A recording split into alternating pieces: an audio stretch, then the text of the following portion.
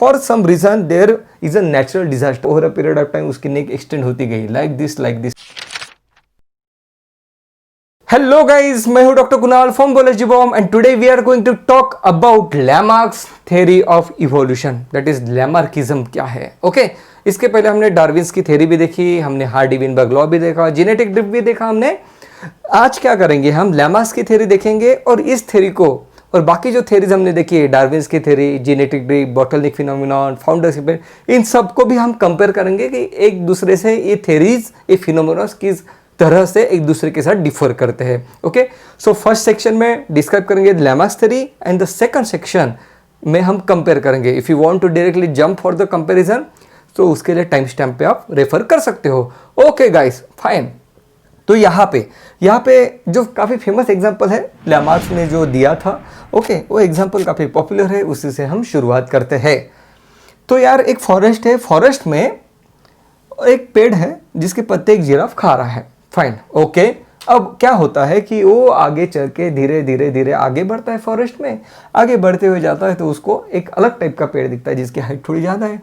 तो उसको खाने के लिए जिराफ क्या करता है, अपनी नेक एक्सटेंड करता है लाइक दिस। ओके तो एक्सटेंड की, तो लैमार्क का बोलना है कि इस तरीके से उसने एक्सटेंड किया तो through a period of time उसकी नेक क्या हो गई, एक्सटेंडेड नेक हो गई। और वो आगे चला, उसको और एक पेड़ दिखा जो हाइटेड था तो उसको कैच करने के लिए उसने और एक्सटेंड किया, over a period of time उसकी नेक एक्सटेंड होती गई लाइक दिस। और इसलिए जो नेक जो है जिराफ की वो एक्सटेंड हुई है। अनदर पॉइंट लैमार्क ने ये भी बताया कि जिसकी अब नेक एक्सटेंड हो चुकी है, अब इसके बच्चे भी उसी टाइप के होंगे, कि मतलब उसके बच्चे भी एक्सटेंडेड नेक के होंगे, ये भी बताया उसने।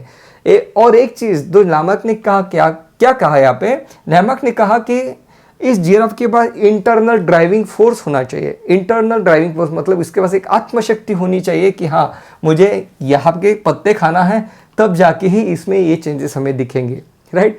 अनदर पॉइंट, ये थोड़ा मैं हंस इसलिए रहा हूँ क्योंकि इस थ्योरी को रिजेक्ट किया गया है। ओके और हम वो भी देखेंगे, मतलब यार ये जो चीज़ें हैं ना कुछ पल्ले पड़ने वाली नहीं है, वो भी हम देखेंगे कि क्यों नहीं पल्ले पड़ रही है ये चीज़ें, और इसमें से क्या एक्सेप्टेबल चीज़ें वो भी देखेंगे, राइट। एक चीज़ और जो लैमार्क ने कही, वो इम्पोर्टेंट चीज़ जो कही लैमार्क ने अपने थ्योरी में कि भाई ये जो चेंज हमें जो दिख रहा है कैरेक्टर में, सो ये जो है it is driven by the need, मतलब इसकी नीड होनी चाहिए इसकी कि भाई मुझे यहाँ के पत्ते खाना है, और इसके पास एक इंटरनल फोर्स दैट इसके पास आत्मशक्ति भी होनी चाहिए।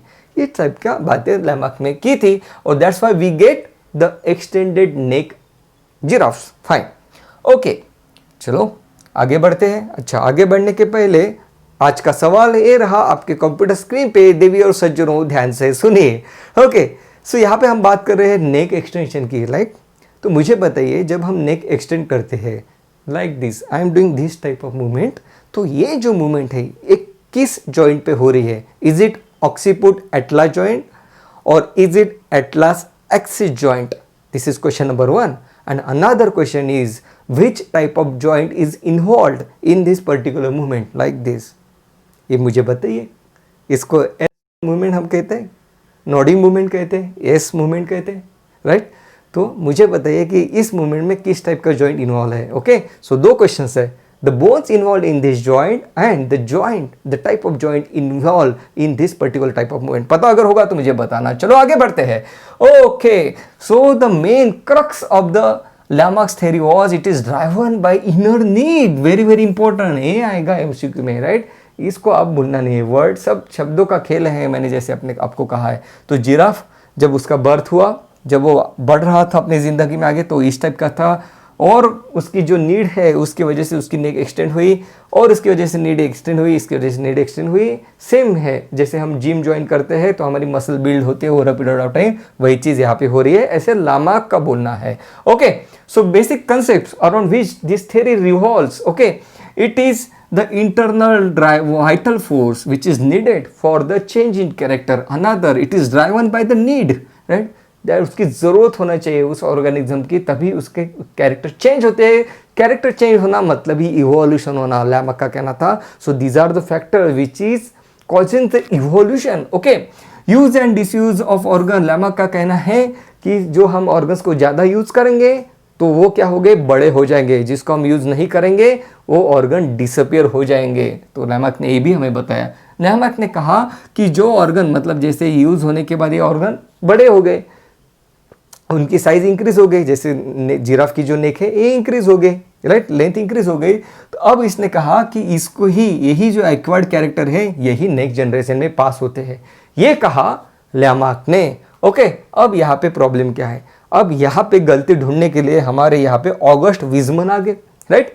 यहाँ पे उन्होंने कहा अच्छा तुम्हारा ये कहना है, देखो अभी कभी मैं इसको डिस्प्रूव करता हूँ, इसको मैं रिजेक्ट करके दिखाता हूँ। ओके, मतलब उंगली करने के लिए आ गए यहाँ पे। जैसे हमने कहा था आरएनए इंटरफेरेंस में कि the whole phenomena is kind of उंगली फिनोमेना, वो भी चीज़ हमने देखी है, वही चीज़ यहाँ पे आ गया। ऑगस्ट विजमन साहब यहाँ पे उंगली करने के लिए लैमार्क्स थ्योरी में। देखो उन्होंने क्या किया कि यहाँ पे जो माइस है, राइट, चूहे के उन्होंने यहाँ पे टेल काटना शुरू कर दिया। इनका नाम था ऑगस्ट विजमन। ओके, कट करना शुरू कर दिया लाइक दिस, राइट, एक की कट कर दी, दूसरे चूहे की टेल कट कर दी, तीसरे की भी कट कर दी। ओके, उसके बाद देखो क्या हुआ, अब ये क्या करते थे, एक एक चूहे को पकड़ करके उसकी टेल काटते थे, बेचारे चूहे भी इनको देख के भाग जाते थे। सेहत के लिए बापू तू तो हानिकारक है भैया, तू तो हमारे टेल काट देता है, राइट। फिर भी साहब ने एक एक चूहे को पकड़ पकड़ के उनकी टेल काटी। ओके, फिर उसके बाद उन्होंने देखा इनका मेटिंग करने के बाद इनके जो बच्चे हुए चूहे के, उनको तो टेल थी और ऑब्वियसली वो तो रहेगी ना। ओके, तो उन्होंने क्या किया, इनकी भी टेल काट दी, राइट। फिर इनका मेटिंग किया, जो चूहा हुआ नेक्स्ट उसके बच्चे में तो टेल थी, तो उन्होंने क्या किया, उसकी भी टेल काट दी। सो इन्होंने कई जनरेशन तक ये चीज़ यहाँ पे की ऑगस्ट विजमन साहब ने। ओके, और उसके बाद उनको देखा, उनका जो ऑब्जर्वेशन था वो ये था कि मैंने तो टेल काटी काफ़ी जनरेशन तक, अब कुछ बुक में दिया है 8 जनरेशन तक टेल काटी, कुछ बुक्स मानते हैं 38 जनरेशन।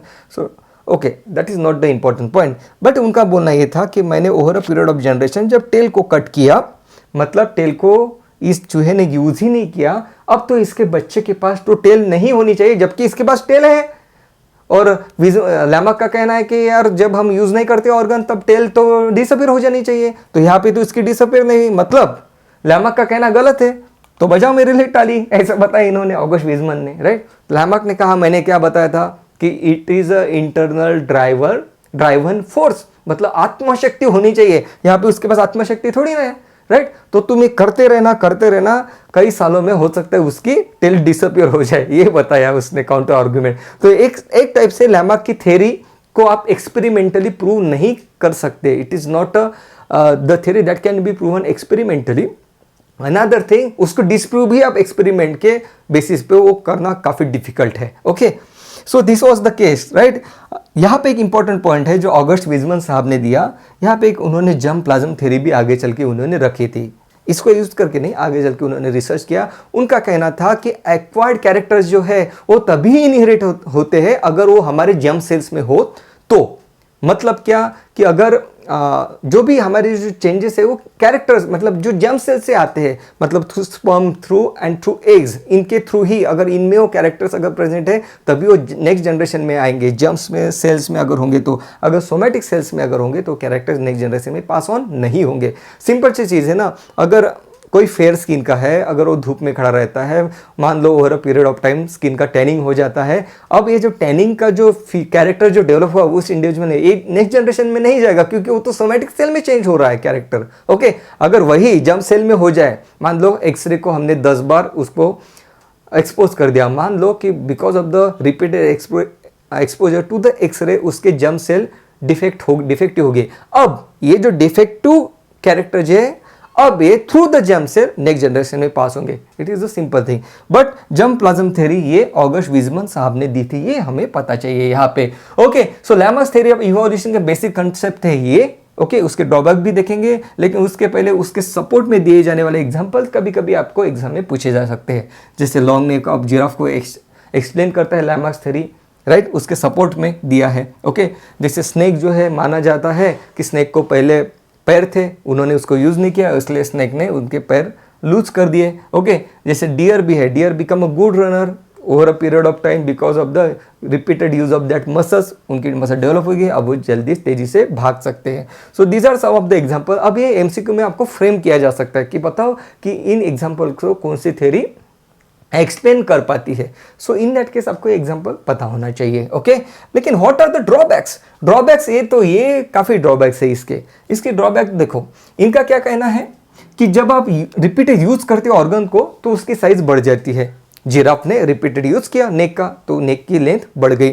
तो उस हिसाब से हमारे heart muscle, right, from the birth कितना पंप करती है, तो पंप करती है तो हार्ट के जो मसल्स है तो काफ़ी बढ़ जाने चाहिए। ओके, और आपको तो पता ही होगा लेफ्ट वेंट्रिकल ये हार्ट को, मतलब हार्ट के ब्लड को पंप करता है, इसलिए left ventricle is thicker as compare to right ventricle. Okay, लेकिन एज पर रैमक्स थ्योरी लेफ्ट वेंट्रिकल की से बढ़ती ही जानी चाहिए, राइट, लेकिन वैसे तो नहीं होता है। अगर हो जाएगा तो हम उसे hypertrophy of the left ventricle कहेंगे, which is a disease state. तो इनका कहना था कि यार जो बढ़ जानी चाहिए वो नहीं होता है। So it is not the explainable, this phenomenon is not explainable, उसको आप मान नहीं सकते हो। Okay, through Lamarck's theory. Another point देखो, अनदर पॉइंट क्या कहा था इन्होंने कि जब आप यूज करते हो तो उसकी ऑर्गन की साइज बढ़ जाती है। मान लो आप जिम करोगे, जिम में जाने के बाद आपके मसल डेवलप हो जाएंगे। ओके, अब लैमार्क का कहना है कि अब ये जो ऑर्गन्स जो डेवलप हो गए, इनकी साइज जो इंक्रीज हो गई, it is inherited to the next generation. That is उन्होंने कहा था inheritance of the acquired character, जो मैं एक्वायर करता हूँ वो नेक्स्ट जनरेशन में भी पास होंगे। क्या इस जनरेशन में पास होंगे? जो मसल बिल्डर है, for example this is a muscle builder. Okay, अब इसका क्या बच्चा है, क्या ये इस टाइप का होगा कि जिसकी भी बॉडी बिल्डिंग एकदम से परफेक्ट है? ये नहीं होता है। ये चेंजेस तभी आते हैं जब वो जर्म सेल्स में हो। ये सोमैटिक सेल्स के हमारे जो कैरेक्टर्स है सोमैटिक सेल्स के, ये कैसे आएंगे नेक्स्ट जनरेशन में? तो लैमार्क्स थ्योरी को काफ़ी हद तक डिसप्रूव किया गया, उसको अप्रूवल नहीं मिला। ओके, तो inheritance of the acquired character, उनका क्या कहना था कि जैसे सचिन है, राइट, द ग्रेट बैट्समैन, अगर उन्होंने सचिन ने कैरेक्टर्स को एक्वायर किया, राइट, बैटिंग स्किल को एक्वायर किया, अब क्या सचिन के बेटे में डायरेक्टली चले जाएंगे ये कैरेक्टर? नॉट पॉसिबल ना। As per Lamarck theory, Lamarck का कहना था हाँ यही चीज होती है, वैसे तो नहीं होता है। Okay fine, so these are the main points related with the Lamarck's theory, right. अब बढ़ते हैं आगे। अब हम देखते हैं कि डार्विन ने क्या कहा था। हम देखते हैं जेनेटिक ड्रिफ्ट में, बॉटलनेक फिनोमेना, फाउंडर इफेक्ट में हमने क्या देखा, जल्दी से देख लेंगे, लेकिन काफी कंसेप्ट आपके उधर क्लियर हो जाएंगे। Okay, so this was all about Lamarck's theory of evolution. Now let's compare with this theory with the Darwin's theory, right. तो लैमार्क का कहना एक बार आप देख लो। लैमार्क का कहना है कि नेक जो है ये बड़ी ओवर लाइफ टाइम पीरियड में ये नेक बढ़ी, और ये जो जिराफ है ये इस टाइप का बना, मतलब जब पहले ये था अब वो बढ़ के इस टाइप का बना, राइट। उसके बाद लैमार्क का कहना ये भी था अब इसका जो बच्चा होगा तो ये भी बड़ा नेक का होगा, जो सही नहीं है, लेकिन लैमार्क का बोलना तो यही था। ओके, अब देखते हैं इसके 60 साल बाद, मतलब लगभग 1800 में, मतलब ईयर 1800 में ये थ्योरी दी गई लैमार्क की। उसके बाद 1860 अराउंड, ओके, तब डार्विन ने थ्योरी दी थी। डार्विन का क्या कहना है? डार्विन का कहना है कि इससे ये नहीं बना, राइट। ऑलरेडी एनवायरमेंट में डिफरेंट नेक के जिराफ है, मतलब there is a variation among the organisms. ये कहना है डार्विन का, ध्यान से सुनना, बड़ा ही इंटरेस्टिंग कंसेप्ट है और दोनों का डिफरेंस आपको यहाँ पे समझ में आ जाएगा। जबकि हमने डार्विन थ्योरी को डिटेल में पढ़ा है, लेकिन आप कंसेप्ट स्ट्रांग हो जाएगा। डार्विन का कहना है there is variation in the individuals. Okay, तो यहाँ पे कोई छोटा नेक वाला है, कोई बड़ा नेक वाला है, कोई और बड़ा नेक वाला है। अब क्या हुआ over a period of time environment में कुछ चेंजेस हो गए, राइट। मान लो कि छोटे हाइट वाले प्लांट्स वहां पे कम हो गए, वही प्लांट्स बचे जिनकी हाइट ज्यादा है। ओके फाइन, अब क्या है, अब इन केस में वही वेरिएशन जो एनवायरमेंट को एडेप्टेबल है, वही वेरिएशन यहां पे सिलेक्ट किया जाएगा। मतलब नेचर क्या करेगा, इसको सिलेक्ट करेगा, मतलब नेचर कहेगा हाँ तुम ही अपनी जनरेशन आगे कंटिन्यू रख पाओगे, अब ये लोग तो खा नहीं पाएंगे, अब ये लोग धीरे धीरे डिसअपियर हो जाएंगे और हमें मिलेंगे लॉन्ग नेक के जिराफ। हम कहेंगे कि जिराफ इवॉल्व हो चुके हैं, पहले इस टाइप के जिराफ थे, अब इस टाइप के जिराफ बन चुके हैं through the natural selection. Darwin ने ये चीज हमें बताई, जो काफी हद तक एक्सेप्ट की गई, मतलब काफी ज्यादा पॉपुलर थ्योरी जो है, बिल्कुल सही है, ध्यान से सुनना। ओके, तो अलग अलग वेरिएशन यहाँ पे प्रेजेंट है ऑलरेडी। ओके, वेरिएशंस में एडेप्टेबल, जो वेरिएशन अपने एनवायरनमेंट के लिए एडेप्टेबल है, अपने सुटेबल है, उसी वेरिएशन को प्रिजर्व किया जाता है। नेचुरल प्रिजर्वेशन, नेचुरल सिलेक्शन को डार्विन ने नेचुरल प्रिजर्वेशन भी बताया था, लेकिन बाद में वो टर्म इतनी पॉपुलर नहीं हुई, नेचुरल सिलेक्शन टर्म ही ज्यादा पॉपुलर हुई। ओके, तो मतलब नेचर इसको ही प्रिजर्व करता है, बाकी को रिजेक्ट कर देता है। So like this. और अब इसके जैसे ही जिराफ आगे इनके जनरेशंस थ्रू इसके जैसी जिराफ हमें मिलेंगे, हम कहेंगे कि जिराफ इवॉल्व हो चुके हैं। ये कहा हमें डार्विन ने, मतलब इस जिराफ को नेचर ने सिलेक्ट किया। मतलब जैसे मान लो कि आपका खुद का एक फॉरेस्ट है, वहां पे आपको इस टाइप का ही जिराफ चाहिए क्योंकि आपके पास हाइटेड प्लांट्स ही है, तो अब आप क्या करेंगे, इनको तो नहीं लेंगे आप सिर्फ इसी को लेंगे उस फॉरेस्ट में। मतलब आप आर्टिफिशियल सिलेक्ट कर रहे हो। यही चीज नेचुरली होती है जिसको डार्विन ने नेचुरल सिलेक्शन कहा। ओके, सो यहाँ पे हमने कोर्स ऑफ एक्शन भी देखा था। मतलब हर ऑर्गेनिज्म की एक टेंडेंसी होती है ओवर रिप्रोड्यूस करने की, that is over reproduction, but there are the sources that are limited, that's why there the population size become constant. हम कहते हैं the next step is constancy of the population. उसके बाद the next course of action is variation, there is the variation in a individual, कोई long neck कोई short नेक। Okay, उसके बाद इन variations में जो नेचर के लिए जो एडेप्टेबल वेरिएशन है, adaptation is a important word in Darwin's theory. Okay, तो उसी को नेचर सिलेक्ट करता है, वही आगे कंटिन्यू करता है और इस तरीके से इवोल्यूशन होता है। Okay, this is a hypothetical example I am giving you to explain the Darwin's theory. Okay, another point देखो। ओके, अब हमने देखा था बॉटलनेक फिनोमेनन। चलो यहाँ पे बॉटलनेक फिनोमेनन देखते लगा कि बॉटलनेक यहाँ पे किस तरीके से काम करेगा, right.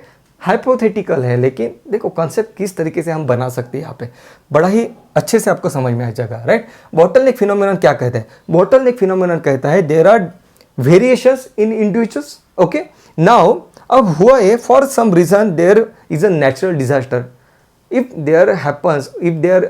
the population experience a natural disaster और man-made disaster, मान लो यहाँ पे डिजास्टर हुआ, आग लग गई फॉरेस्ट में और उसमें ये जो जिराफ है इनकी डेथ हो जाती है और यही जिराफ उसमें बच जाता है। अब क्या होगा, इसी जिराफ को अब क्या होगा, यही जिराफ आगे कंटिन्यू करेगा अपनी जनरेशन और हमें मिलेंगे लॉन्ग नेक के जिराफ। हम इसे कहते हैं बॉटल नेक इफेक्ट। मतलब क्या हुआ, पहले हमारे पास इतनी पॉपुलेशन थी जिराफ की, राइट, यहाँ पे लग गई आग, मतलब अब इतनी ही पॉपुलेशन बची। आग लगने के बाद आग जब बुझ गई तब अब यही पॉपुलेशन फिर से एक्सटेंड हो गई, तो आपको मिलता है एक बॉटल नेक इफेक्ट यहाँ पे इस टाइप का। ओके, सिंपल है। ओके, अब यहाँ पे देखो फाउंडर इफेक्ट हम कब कहेंगे, मान लो यहाँ पे जिराफ है और for some reason by chance अगर ये लॉन्ग नेक का जिराफ यहाँ पे ऑलरेडी प्रेजेंट है, लेकिन लॉन्ग नेक का जिराफ यहाँ पे क्या करता है, इस पॉपुलेशन को छोड़ के जाता है by chance, randomly by chance. Okay, जाता है और अलग फॉरेस्ट में आके वहाँ पे अपना हैबिटेट बना लेता है, वहाँ पे वो रहना शुरू कर देता है। वहाँ पे उसका मीटिंग होने के बाद वहाँ पे वो अपनी पॉपुलेशन खड़ी कर देता है। जिन पॉपुलेशन में आपको लॉन्ग नेक के जिराफ मिलेंगे, आप कहेंगे कि देखो पहले का जो पॉपुलेशन था उसमें शॉर्ट नेक की जिराफ थे, अब जो पॉपुलेशन इनमें लॉन्ग नेक की जिराफ है। So this is how the founder effect works, right. तो ये जो इनिशियल जो पॉपुलेशन है इनको हम कहते हैं foundation population, that is a founder population, जिस पॉपुलेशन ने इतने पॉपुलेशन को बनाया, and this phenomenon is called as a founder effect. Okay, तो हमने सबसे पहले क्या देखा, हमने लैमार्क्स थ्योरी देखी, हमने उसके बेसिक कंसेप्ट देखे। हमने कहा it is driven by need, theory of acquired inheritance भी पता है हमें लैमार्क ने, जिसको तो रिजेक्ट किया गया। हमने ये देखा कि जो एक्वायर्ड इनहेरिटेंस जो है, जो एक्वायर्ड कैरेक्टर जो है वो इनहेरिट नहीं होते नेक्स्ट जनरेशन में, वही कैरेक्टर्स इनहेरिट होते हैं जो जर्म सेल में है। थ्योरी ऑफ जर्म प्लाज्म ये हमें दी ऑगस्ट वीजमन साहब ने। ओके, हमने देखा कि डार्विन्स थ्योरी क्या है एग्जैक्टली। हमने ये भी देखा कि डार्विन ने जो कैरेक्टर है नेक्स्ट जनरेशन में जाने के लिए थ्योरी ऑफ पैनजेनेसिस दिया था, वो भी हमने इसके पहले ट्यूटोरियल में देखा था। पैनजेनेसिस थ्योरी को भी डिसअप्रूव किया गया, उसको अप्रूवल नहीं मिला। ओके, उसके बाद हमने यहाँ पे देखा जीनेटिक ड्रिफ्ट, फाउंडर इफेक्ट देखा हमने, और हमने देखा bottleneck phenomenon. That was all about this session. Thank you so much guys.